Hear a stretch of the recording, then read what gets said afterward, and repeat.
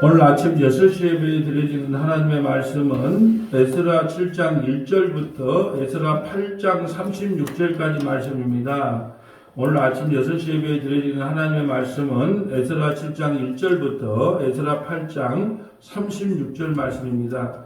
우리 에스라 7장 1절과 2절을 합독합니다. 이일 후에 바사왕 아다다스다가 왕이 있을 때에 에스라가 한 자가 있으리라. 그는 스가랴의 아들이요 이사야의 손자요 hil기야의 증손이요 샬롬의 손이요 사덕의 5대 손이요 아이돔의 6대 손이요. 아멘. 오늘은 역대하 7장 1절부터 8장 36절까지 에스라의 귀환이라는 제목으로 말씀을 전하겠습니다. 에스라의 귀환. 자, 주제 구절은 27절과 28절입니다. 에스라 7장 27절과 28절. 27절에 보면 우리 조상들이 하나님 여호와를 송축할지로다. 그가 왕의 마음에 예루살렘 여호와의 성전을 아름답게 할 뜻을 두시고 또 나로 왕과 그의 보좌관들 앞과 왕의 권세 있는 모든 백성 방백 앞에서 은혜를 얻게 하셨도다. 내 하나님 여호와의 손이 내 위에 있으므로 내가 힘을 얻어 이스라엘 중에 우두머리를 모아 나와 함께 올라오게 하였도다. 아멘. 자, 우리가 이스라엘 남유다 민족이 바벨론 포로 70년 생활을 하고 나서 이제 고레스 왕의 칙령으로 인하여 이제 남유다로 다시 돌아오지요. 그때 세 번에 나눠서 돌아옵니다. 이게 3차 귀환이라고 합니다. 1차 귀환의 대표자가 누구냐 하면 스룹바벨이에요. 스룹바벨은 다윗의 혈통일 뿐 아니라 총독이에요. 1차로 귀국한 사람이 스룹바벨, 2차로 오늘 돌아오는 사람이 에스라예요. 에스라는 학자 겸 제사장이거든요. 2차로 이제 오늘 그 명단이 2차로 돌아오는 사람들의 명단이 제공됩니다. 자, 세 번째는 누구냐면 느헤미야가 3차로 돌아옵니다. 느헤미야가 돌아와서 하는 일은 성벽을 건축하는 거예요. 자, 스룹바벨은 성전 건축이 중단되었을 때 학개와 스가랴를 통하여 성전을 동력해서 15년 중단된 것을 동력해서 성전을 완공시키는 거예요. 네, 성경을 완전히 완공시키고 나서 이제 그 소식을 듣고 이제 에스라가 2차로 이제 그 귀한 자 명단을 데리고 올라옵니다. 근데 가장 중요한 건 뭐냐면 에스라라는 사람은 하나님의 말씀을 가르치던 사람이에요. 그러니까 성전을 건축해 놓고 성전 건축으로 스룹바벨이 완공시켜 놓은 것을 이제 말씀을 통하여 율법을 통하여 이스라엘 백성들에게 학사로서의 말씀을 주구장창 가르쳤던 사람이 이 에스라라. 근데 에스라가 돌아올 때에 충분히 메데 바사 페르시아 왕에게 군사를 요청할 수도 있어요. 왜냐하면 칙령을 내렸기 때문에 너희들 돌아갈 사람은 돌아가라 하고 칙령을 내렸기 때문에 충분히 군사를 대동해서 보호받을 수 있을 수 있었는데 이 에스라의 오늘 놀라운 일은 뭐냐면 나는 군사에게 도움을 받지 않고 4개월 걸리거든요. 그 메데 바사 페르시아에서 남유다까지 걸어오려면은 4개월이 걸려요. 근데 이때 당시에 그 군사의 도움을 받지 않고 4개월 동안 걸어온다는 것은 산적 떼거리들이 많아요. 이때는 그냥 힘 있는 사람이 그냥 주구장창 나무걸 뺏는 시대란 말이죠. 지금처럼 법이 있는 시대가 아니에요. 우리가 그냥 어젠가 보니까 또 뭐 뉴스가 아니고 네이버에 보니까 그냥 길 가는 그냥 행인 두 사람이 그냥 회식하고 마치고 그냥 횡단보도 건너고 있는데 괜히 뒤에서 와가지고 막 40대가 폭행을 해갖고 기절을 해서 얼굴이 그냥 확 망가진 걸 봐요. 일면식도 없는 사람이. 그럼 왜 때렸냐고 저 사람이 날 욕하는 것 같아요. 때렸다는 거예요. 그러게 그것이 이때 당시에는 그냥 비일비재했어요. 그냥 무조건 남의 걸 뺏어가지고 자기 좁을 대로 힘인 대로 살았던 시대가 이 시대란 말이죠. 근데 4개월 동안 돌아오는데 뭐라고 하냐. 하나님의 손이 나를 보호해줘서 남유다까지 이 백성들을 이끌고 갈 것이다. 이게 군사의 도움이 필요 없다. 내가 만군의 하나님은 나를 도우신다고 해놓고 내가 군사를 동원하면 내 신앙의 고백이 다 틀린 것이 아니겠느냐. 그래서 페르시아 왕에게 나는 군대를 지원받지 않고 그냥 하나님의 은혜로 제가 돌아가겠습니다. 4개월 만에 돌아왔는데 하나님의 손이 보호해 주신 거예요. 이게 나는 놀라운 은혜라고 봐요. 왜냐하면 충분히 도움을 받을 수도 있고 안전하게 귀가할 수도 있는데 하나님께서 지켜주실 거라고 하는 그 믿음 하나로 가지고 하나님께서 광야 40년 동안 불기둥과 그룹기둥을 인도하시며 이거 에스라는 한 거예요. 그 말씀대로 살았던 사람이에요. 또 우리에게 먹을 것과 입을 것을 주시고 옷이 헤이지 아니하며 신발이 떨어지지 않은 또 반석에서 물을 주시고 광야에서 만나와 메추라를 주시고 그런 하나님을 철저하게 믿었던 거예요. 그래서 군사의 동원을 받지 않고 2차로 에스라가 이제 돌아와요. 그래서 귀한 자 명단이 이루어지는 거예요. 왜 귀한 자 명단이 중요하냐? 그 명단에 우리도 포함됐기 때문에 1차 명단, 2차 명단, 3차 명단 먼저 회개하고 예수 믿는 사람이 있는가 하면 중간에 이 사람은 모태로부터 예수님을 믿었던 사람이에요. 1차로 돌아왔다고 지금 식으로 얘기하면 근데 이제 한 20대까지 이제 이거 믿었던 사람을 1차 귀환자로 본다면 이제 중년이 돼서 믿었던 사람이 누구냐? 2차 에스라를 통하여 돌아온 사람이 중년. 예수를 믿은 사람이고 마지막 이제 느헤미야 3차로 돌아온 사람은 몇 살에 말년에 노년에 이제 돌아가서 믿었던 사람이에요. 여하튼 간에 1, 2, 3차 안에는 우리 명단이 있어야 돼. 어떻게 되든 간에 명단이 없으면 어떻게 돼요? 지옥 가는 거예요. 지옥 가는 거예요. 그러니까 이 명단이 중요한 거예요. 그래서 오늘 표현 중에서 올라갔다 그래요. 어디로 올라가? 예루살렘으로 올라갔다는 것은 하나님 나라 올라갔다는 것을 상징하고 있는 거예요. 혹시 저번 수요일 날 했을 때 우리가 본문을 읽을 때 하나님이 예수님이 내려오셨다는 것은 올라가심을 이야기하는 것이 아니냐라는 본문을 읽었는데 해석을 안 하고 갔어요. 그 기억납니까 혹시? 하나님이 내려오셨다는 것은 올라가셨다는 것이 아니냐? 이제 그 말씀하셨다는 그 올라가셨다는 것이 뭐냐? 예루살렘으로 올라갔다는 표현을 많이 하는 거예요. 우리는 올라가야 돼요. 어디로요? 예루살렘 성으로 올라가야 구원받는 거예요. 이제 이 배경을 가지고 7장 1절부터 쭉 한번 읽으시면 됩니다. 참고로 에스라는 아론의 16대 손이에요. 제사장 중에 아론의 16대 손이다 이 말이죠. 쭉 읽어주세요. 에스라에 대한 설명입니다. 이 후에 바사 왕 아닥사스다가 왕에 있을 때에 에스라라 하는 자가 있느니라. 그는 스라야의 아들이요 아사라의 손자요 힐기야의 증손이요. 아멘. 이 후에라고 하는 것은 지금 스룹바벨 성전만 지금 건축되기 한 60년에 걸쳐서 돌아와서 한 60년에 걸쳐서 지금 성벽까지 지으려면 90몇 년, 거의 100년까지 성벽까지가 완성이 되는데 이제 이 후에라는 것은 1차로 스룹바벨이 돌아와서 60년에 걸쳐서 이제 성전은 완성을 해놓은 이후에라는 설명이에요. 2절. 살룸의 한 손이요 사독의 5대 손이요 아히룹의 6대 손이요 아마랴의 7대 손이요 아사라의 8대 손이요 무라롯의 9대 손이요 스라히아의 10대 손이요 우시엘의 11대 손이요 복기의 12대 손이요 아비수의 13대 손이요 비느아스의 14대 손이요 엘르아살의 15대 손이요 대제사장 아론의 16대 손이라. 아멘. 지금 이거 에스라이가 설명이에요. 이 사람은 학사겸 제사장인데 그냥 전통적인 제사장이다. 아론의 계열이라는 것을 설명하기 위해서 누구가 누구 이게 족보를 설명하는 거예요. 이 성경은 이상하게 우리가 지어낸 이야기가 아니고 실제로 역사적인 이야기예요. 그 역사를 통해서 하나님이 어떻게 일해 가셨는가. 그런다고 해서 전부 기록한 건 아닙니다. 어떤 분들이 창세기를 이야기하면서 가인과 아벨이 있었는데 가인이 혹시 나를 누가 죽이면 안 되니까 표를 달라고 하니까 가인과 아벨밖에 없었는데 누가 나를 죽인다고 그렇게 성경이 잘못됐다고 이야기를 하는 사람들을 봤어요. 청년들 중에. 그래서 내가 이야기했어요. 가인과 아벨은 구원받을 자와 구원받지 못할 자를 대표로 적어놓은 거지 그 수많은 사람들이 있었다. 여러분 그때 보통 살면은 1000년을 살았어요. 근데 1000년 동안 우리가 가임기가 한 800년 됐다니까요. 가임기가. 그럼 800년 동안 아기를 놓는다고 생각해 보세요. 지금 가임기가 한 30년 된다고 20년 30년 돼도 아기를 그렇게 많이 놓잖아요. 마음만 먹으면 10명도 놓고 우리 부모님 세대는 그렇게 놓잖아요. 근데 800년 동안 나서 800년 동안 자녀가 얼마나 많겠어요. 그런데 가인과 아벨 두 사람만 딱 대표로 해놓고 어떻게 구원이 이루어진가를 설명한 거지 성경을 어떻게 다 기록했겠어요. 옆집에 태어나는 김씨, 박씨, 이씨 다 적으려면 성경을 어떻게 적었습니까? 그래서 가인과 아벨을 통하여 구원은 어떻게 하나님께서 우리에게 선물로 주어진가를 대표적 인물로 적어놓은 거예요. 그래서 오늘도 마찬가지에 이 에스라의 제사장도 많았는데 대표로 이 에스라가 어떤 사람인가를 대표로 이렇게 쭉 요약을 해놓은 거예요. 우리가 하나만 기억하면 돼요. 아론의 16대 속 전통적인 제사장이구나. 그리고 학사구나. 그것만 딱 기억하시면 됩니다.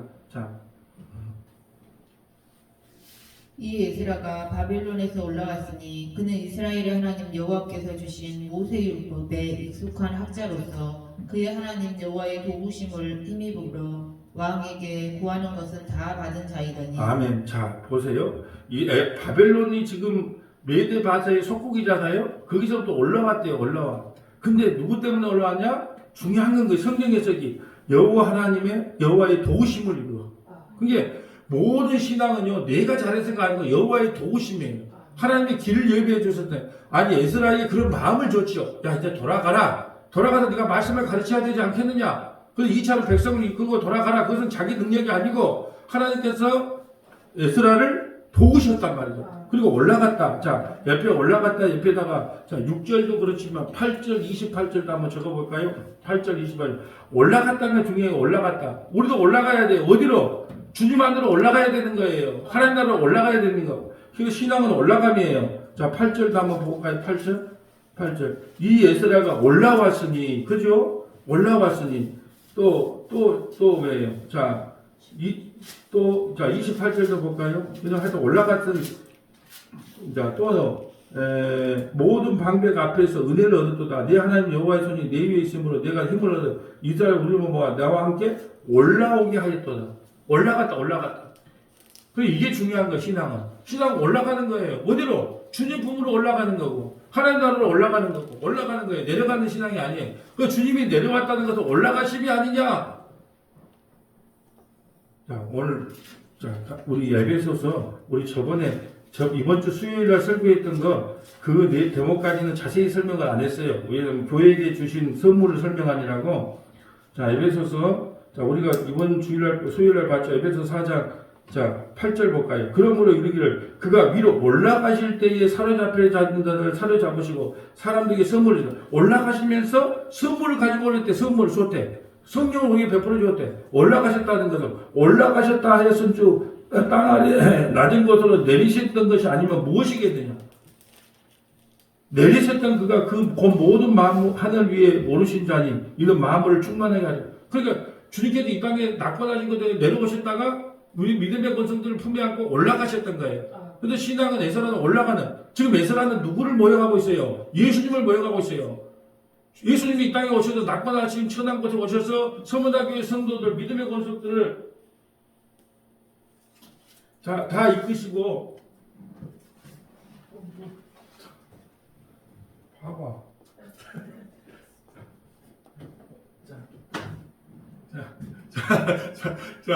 오르셨다. 그러면 에스라는 누구를 품고 올라가요? 자기 성도들, 자기 그 포로에서 끌려온 성도들을 이끌고 올라가죠. 이끌고. 예? 자, 이끌고 올라가.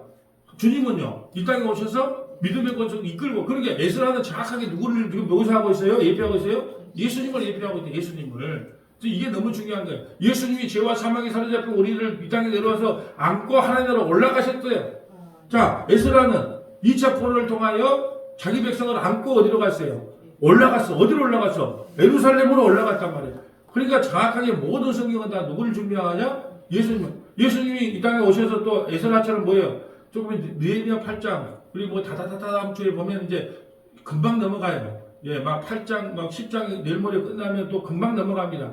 그래서 내가 이걸 1189장을 촬영을 할 때 계획을 다 짜놓은 거야. 예, 우리 김종건 지사님 아주 건강할 때까지 이게 촬영을 해야 된다. 예, 그래서 자, 그래서 느헤미야 8장에 가면 이제 에스라가 막 이렇게 성경을 가르치거든요. 주님이 이 땅에 오셔서 마태복음 5, 6, 7장 산상수훈에 가서 예, 자기 백성에게 말씀을 가르치는 거. 그대로 재현을 하고 있는 게 누구냐? 에스라예요, 에스라.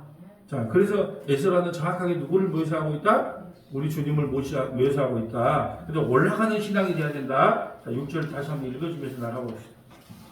이 에스라가 바벨론에서 올라왔으니 그는 이스라엘의 하나님 여호와께서 주신 모세율법에 익숙한 학자로서 그의 하나님 여호와의 도우심을 힘입으로 왕에게 구하는 것은 다 받은 자이더니 아닥사스다 왕 제7년에 이스라엘 자손과 제사장들과 레위 사람들과 노래하는 자들과 문지기들과 느드님 사람들 중에 몇 사람이 예루살렘으로 올라올 때에 이 에스라가 올라왔으니 왕의 제7년 5째 달이라 첫째 달 초하루에 바벨론에서 길을 떠났고 하나님의 선한 손에 도우심을 입어 다섯째 달 초하루에 예루살렘에 이르니라. 자, 1월 달에 떠나가지고 다섯 달 1월 달에도 5개월 5월 달에 도착을 했어요.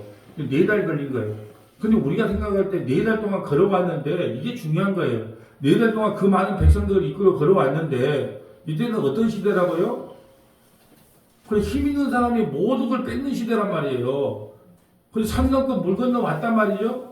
그런데 하나님의 보호하심으로, 그러니까 그 페르시아 왕이 내가 군사 지원해 줄게, 군사 이끌고 가라. 그러니까 아닙니다.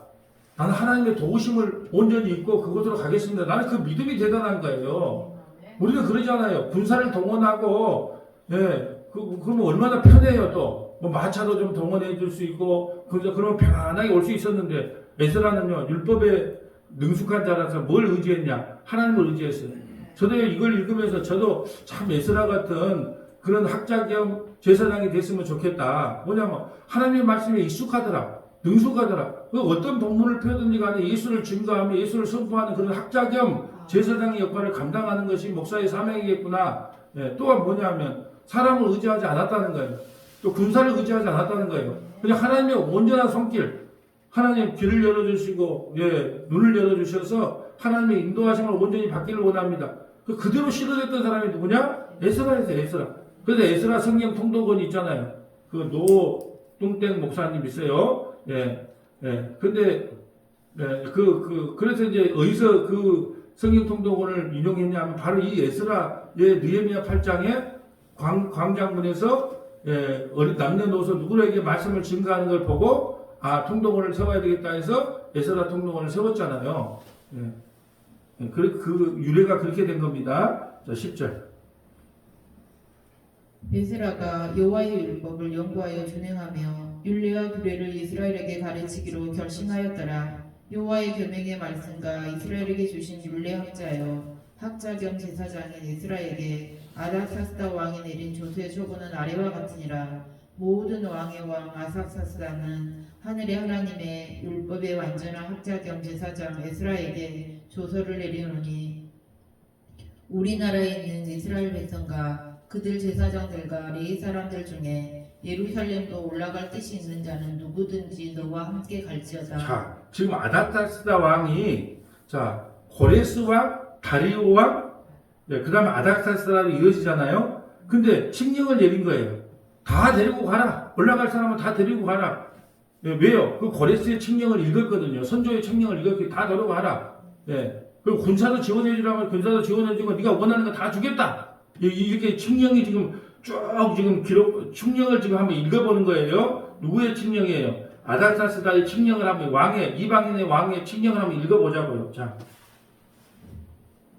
예루살렘으로 올라갈 뜻이 있는 자는 누구든지 너와 함께 갈지어다. 너는 내 손에 있는 내 하나님의 율법을 따라 유다와 예루살렘의 형편을 살피기 위하여 왕과 7 자문관의 보냄을 받았으니 왕과 자문관들이 예루살렘에 거하시는 이스라엘 하나님께 성심으로 드리는 은금을 가져가고 또 내가 바벨론 온 도에서 얻을 모든 은금과 이 백성과 제사장들이 예루살렘에 있는 그들의 하나님의 성전을 위하여 기쁘게 드릴 예물을 가져다가 그들의 돈으로 수송아지와 순양과 어린 양과 그 소재와 그 전제의 물품을 신속히 사서 예루살렘 내 하나님의 성전 제단 위에 드리고 그 나머지 은금은 너와 너희 형제가 좋게 여기는 일에 너희 하나님의 뜻을 따라 쓸지며 내 하나님의 성전에서 섬기는 일을 위하여 내게 준 그릇은 예루살렘 하나님 앞에 드리고 그 외에도 내 하나님의 성전에 쓰일 것이 있어서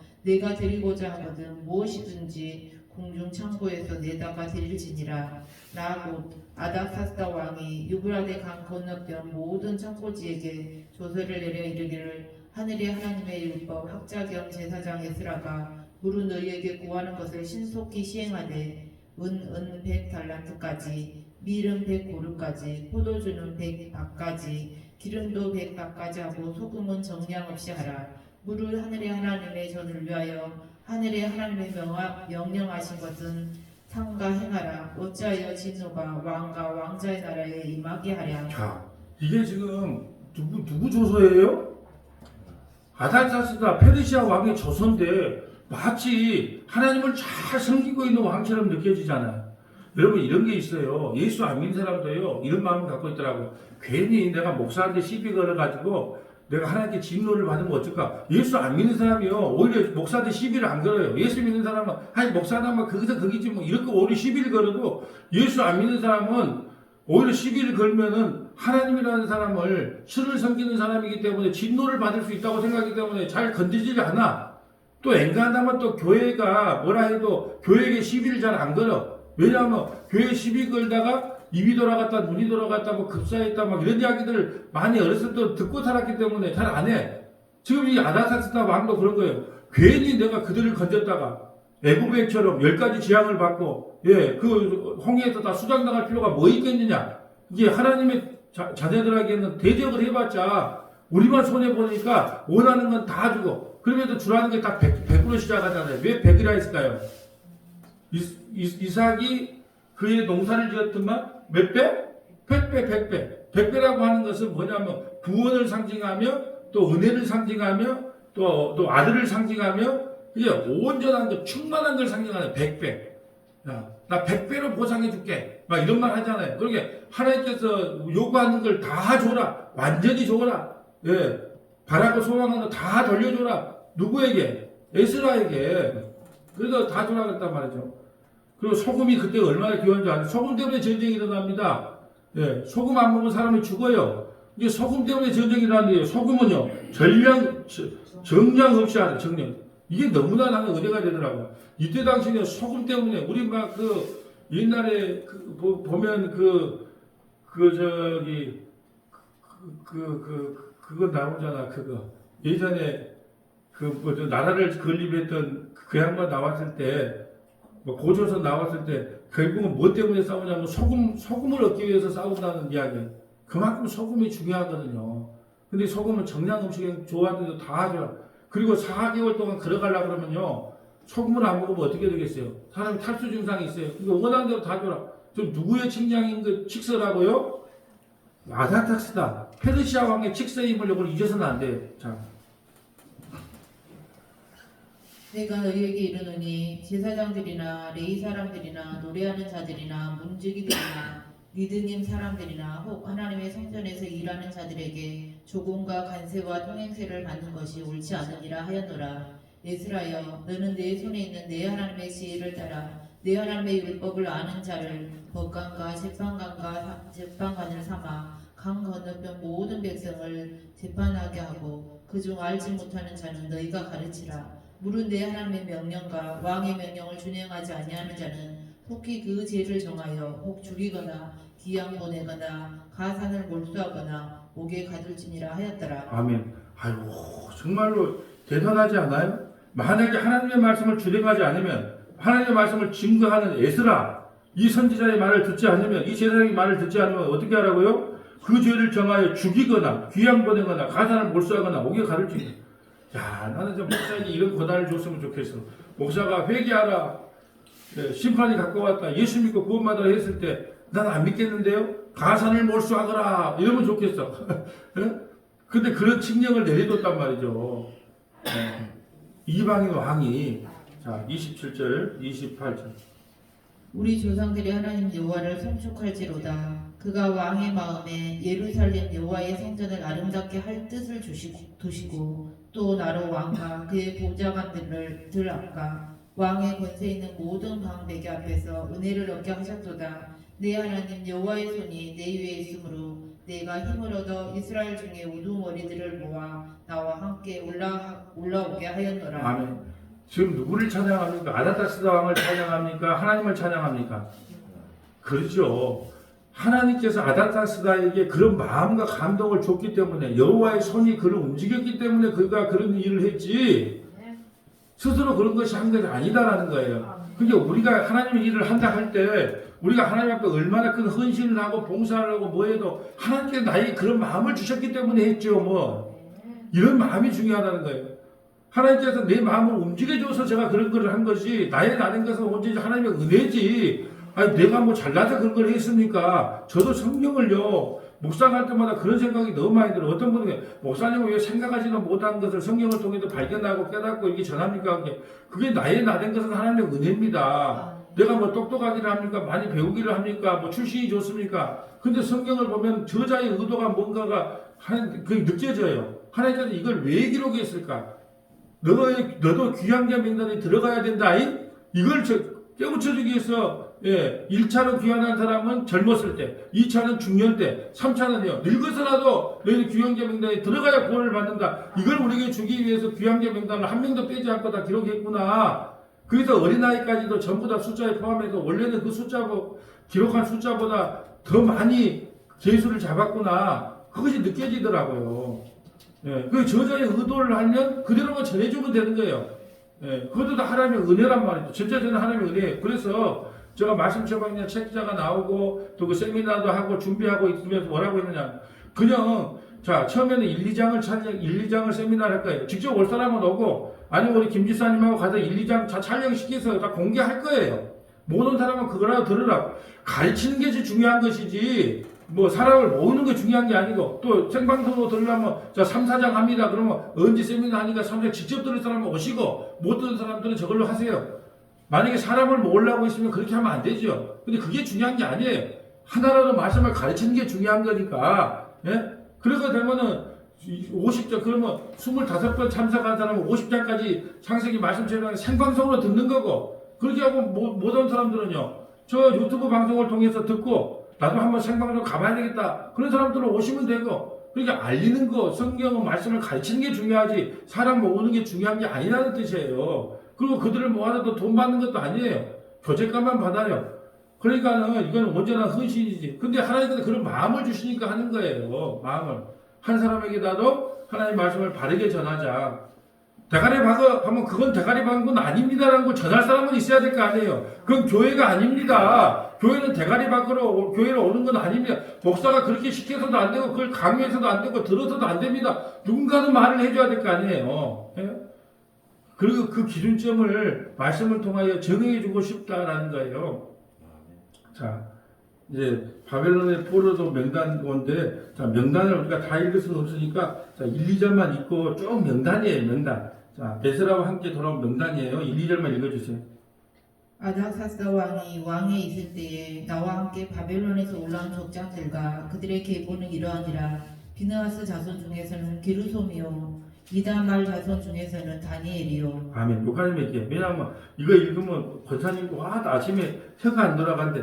이게 다 명단 돌아본 명단이라고만 하시면 돼요. 자, 쭉 넘어가고 15절. 내가 무리를 아하와로 흐르는 강가에 모으고 거기서 3일 동안 장막에 머물며 백성과 제사장들을 살핀즉 그 중에 레위 자손이 한 사람도 없는지 다 이제 모아놨어. 어디 바벨론 강가에. 우리 바벨론 강가라고 하는 노래 알죠? 흑인 여자가 부르면서 참 경쾌해. 원래 그 나이트클럽에 많이 나오는 노래인데도 슬픈 노래야, 슬픈 노래. 포로로 끌려가서, 개처럼 끌려가서 고향을 그리면서 노래를 불렀던 노래란 말이에요. 흑인 여자가 부르면서 내 고향이 언제 돌아가나 바벨론 성전을 그리면서 불렀던 노래예요. 그것들 다 모아갖고 이제 3일 동안 이제 다 직결을 시켜요. 근데 누가 하나요? 이놈들이 어디 갔는가 몰라. 레위 자손들이 없어. 그러니까 수소문에서 레위 자손이 가야 제사장도 각 지방에서 제사장도 지금 되고 율법도 가르치다네. 근데 레위 자손이 없네. 이놈들 다 어디 갔어? 그래서 레위 자손들을 찾으러 보낸다는 거예요. 한번 읽어보세요. 16절.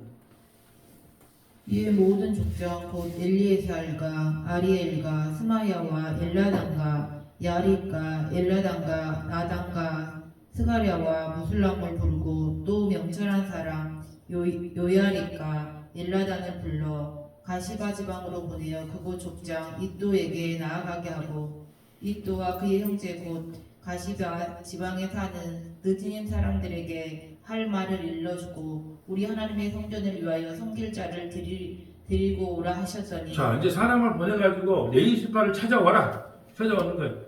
네, 참 그잖아요. 안 가라는 말이라 그게 아니에요. 레위지파가 있어요. 왜냐하면 정상적인 레위지파를 통하여 제사를 드리라고 법으로 정해져 있기 때문에 레위지파를 찾아와야 돼요. 아니 목사가 아니고 물론 아무나 설교할 수 있습니다. 근데 아무나 설교하면 어떻게 할까요?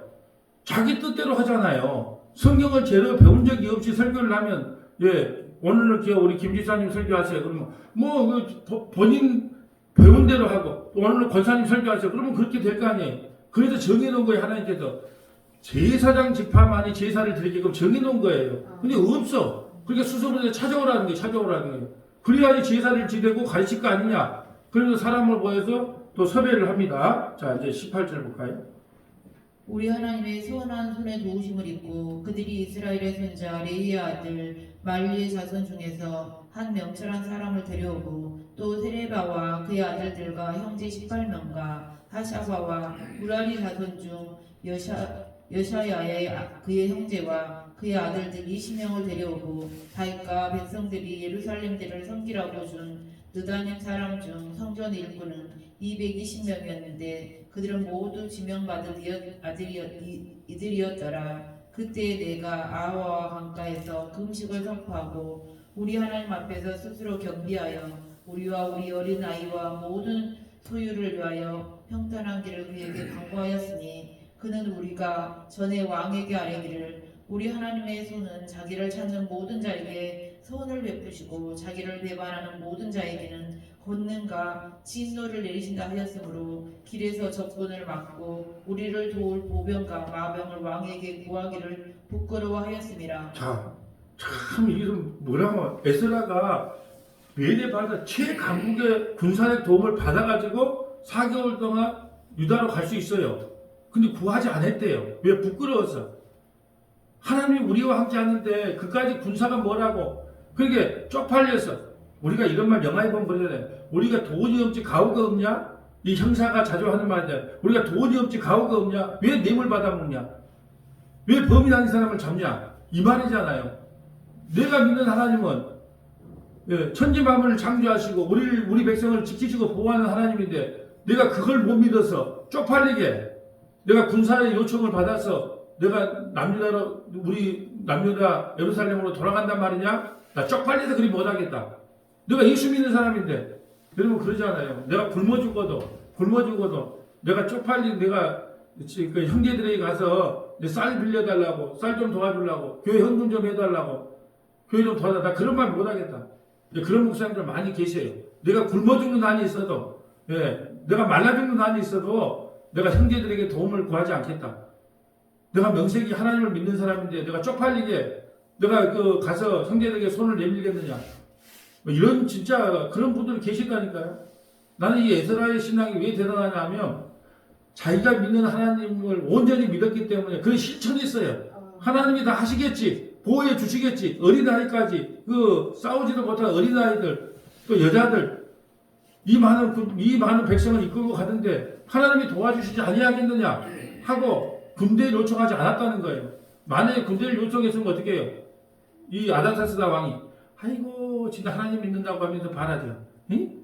또 그런데 무서운 감네? 아이고 이렇게 했을 거 아니에요. 근데 군사 요청을 안 하니까 야 너네 진짜 믿음이 있다 야 이랬을 거 아니에요. 그러니까 이방 왕에게 나는 하나님을 믿기 때문에 난 군대 요청하지 않겠다. 내 쪽팔려서라도 군대 요청하겠다. 이런 믿음을 가졌단 말이죠. 우리가 지금 그런 믿음이 있냐는 거예요. 나는 굶어 죽었었지 내가 가서 손 내밀지 않겠다. 최소한 그런 정도의 갖고 신앙생활을 해야 되겠죠. 자, 23절. 그러므로 우리가 이를 위하여 금식하며 우리 하나님께 간구하였더니 그의 응낙하심을 입었느니라. 그때에 내가 제사장의 우두머리들 중 12명 곧 세레베와 하사바와 그의 형제 10명을 따로 세우고 그들에게 왕과 모사들과 방백들과 또 그곳에 있는 이스라엘 무리가 우리 하나님의 성전을 위하여 드린 은과 금과 그릇들을 달아서 주었으니 내가 달아서 그들 중에 준 것은 은이 650달란트요 은 그릇이 100달란트요 금이 100달란트며 또 금잔이 20개라. 그 무게는 1000다리요 또 아름답고 빛나 금같이 보배로운 녹그릇이 2개라. 내가 그들에게 이르되 너희는 여호와께 거룩한 자요 이 그릇들도 거룩하고 그 은과 금은 너희 조상들의 하나님 여호와께 즐거이 드릴 예물이니 너희는 예루살렘 여호와의 성전 골방에 이르러 제사장들과 레위 사람의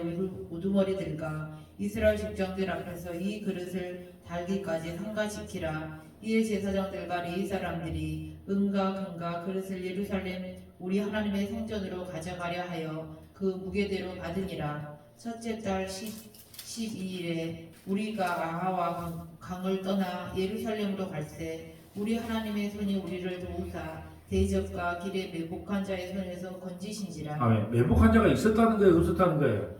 그게 있었다는 거잖아요. 매복한 자가 당연히 있겠죠. 근데 누가 건져줬다? 그래도 하나님 우리를 시험해 보는 거예요. 이 어려운 과정에 누구 의지하고 있냐? 누구 의지해서 이 일을 감당하겠니? 근데 매복한 자들을 두렵게 하겠죠. 네. 마치 이스라엘 백성들이 홍해를 건널 때 아예 그냥 오지 못하게끔 흑암이 깔리게 했던 것처럼 그냥 무서운 마음을 줘서 감히 손도 못하게 만들었다는 거죠. 그 믿음대로 된 거예요. 자, 계속 읽어주세요. 이에 예루살렘에 이르러 거기서 3일간 머물고 제4일에 우리 하나님의 성전에서 은과 금과 그릇을 달아서 제사장 우리야의 아들 무레못의 손에 넘기니 비느하스의 아들 엘리아살과 레위 사람 예수아의 아들 요사박과 빈누이의 아들 노아다가 함께 있어 모든 것을 다 세고 달아보고 그 무게의 총량을 그때 기록하였느니라. 사로잡혔던 자의 자손 곧 이방에서 돌아온 자들이 이스라엘의 하나님께 번제를 드렸는데 이스라엘 전체를 위한 수송아지가 12마리요 또 순양이 96마리요 어린 양이 77마리요 또 속죄제의 순념소가 12마리니 모두 여호와께 드린 번제물이라. 아멘. 자, 오늘 금요일날 내 얘기를 하면서 속죄제를 합니다. 속죄제는 인간이 먹을 게 아무것도 없어요. 모든 것을 다 콩팥과 내장, 피만 빼고 그것도 태워드리지만 모든 것 사람이 나눠 먹는 게 아니에요. 온전히 하나님께 다 태워드리는 게 속죄제예요. 이 속죄제 오늘 금요일날 할 겁니다. 이 속죄제의 의미가 무엇인지. 근데 오늘 좀 이상하지 않아요? 지금 이 지파가 북이스라엘 10지파는 이미 망했어요. 그럼 몇 지파 남았어요? 2지파. 누구? 유다와 베냐민. 그러니까 원래 2마리만 갖고 드려야 되는데 오늘 뭐라고 되어 있어요? 12마리니 모두 우리 여호와께 드릴 번제물이다. 속죄제로 12마리를 드려요. 그 말은 12지파의 모든 죄를 용서해 달라는 번제를 드리고 있는 게 이게 아주 놀라운 일이에요. 우리의 죄만 용서해 주세요가 아니에요. 북이스라엘 10지파는 이미 망했지만 그들도 우리 형제입니다. 그렇기 때문에 그들의 죄까지 용서해 주려고 하는 속죄제를 지금 드리고 있다니까요. 이게 은혜가 안 됩니까? 뭐니까 잘 이해가 안 되니까 은혜가 안 된 거예요. 무슨 말이냐면 우리는 베냐민과 유다밖에 없어요. 그 10지파는 이미 아수르에서 망했단 말이죠. 그런데 12지파의 제사를 하나님 앞에 드리는 거예요. 그들이 비록 멸망했다 할지라도 하나님께서 그들의 죄를 용서해 주셔서 그들의 허물을 사해 주시옵소서 하는 그 표시가 12마리 순념소로 하나님 앞에 드리는 거예요. 번제물로. 나는 이게 너무나 의외롭더라고. 그렇다. 형제들은 비록 망하고 지금 그 아수르에 지금 의해서 멸망당했다 할지라도 나라가 없어졌다 할지라도 그들 형제들도 다 우리 형제들 아니냐. 그들이 회개하고 돌아오기를 바란다. 우리가 여러분 이단에 빠져 있는 우리 형제들이 있을 수 있잖아요. 그들도 회개하고 돌아오기를 바라는 마음으로 하나님 그들의 죄를 용서해 달라는 마음으로 12마리 순념소를 하나님께 드리는 이 심정을 그러니까 에스라는요 자기 민족만 사랑한 게 아니에요. 서머나 교회가 단지 우리 교회만 잘 되고 우리 교회만 부흥하고 우리만 말씀을 깨달으면 된다 그런 게 아니었어요. 아직도 말씀을 모르고 그냥 그 다른 복음 다른 예수 다른 영에 사로잡혀서 그냥 율법의 노예처럼 살아가는 그들 두려움과 떨리는 그들에게 그냥 말씀을 전해줘서 그들도 다 회개하고 하나님께 온전히 돌아오기를 바라는 마음을 갖고 있었다는 거죠. 그래서 12마리 순념소로 하나님께 제사를 드린 거예요. 이게 얼마나 은혜인지 몰라요. 자기만 생각하는 것이 아니고 이미 멸망한 자기 민족까지도 없어진 자기 지파까지도 이 생각했던 에스라의 마음을 우리는 알아야 돼요.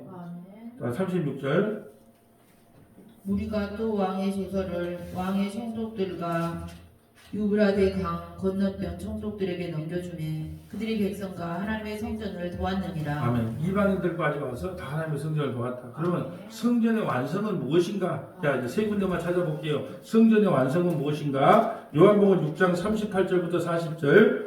요한복음 6장 38절부터 40절. 성전을 그럼 오늘 말씀이 돌아왔다는 이 성전이 완공됐을 때 이들을 입고 돌아왔다는 의미가 무엇인가? 과연 돌아왔다는 의미가 무엇인가? 요한복음 6장 38절부터 40절. 자, 에베소서 2장 5절부터 6절. 에베소서 2장 5절부터 6절. 골로새서 3장 1절부터 4절. 골로새서 3장 1절부터 4절. 요한복음 6장 38절. 자, 주님께로 돌아왔다. 이게 뭔 말인가? 자,